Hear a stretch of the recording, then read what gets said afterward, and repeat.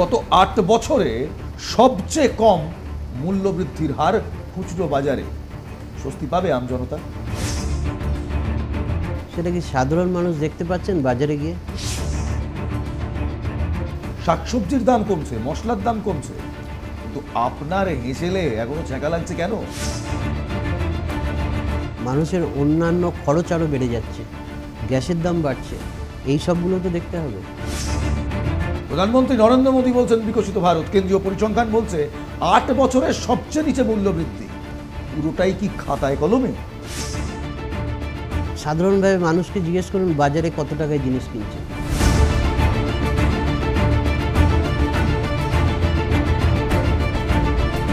আমি ইলমাস সৈয়দ, আর আমার সঙ্গে ইন কনভারসেশন বিশিষ্ট ইকোনমিস্ট অনির্বাণ দত্ত।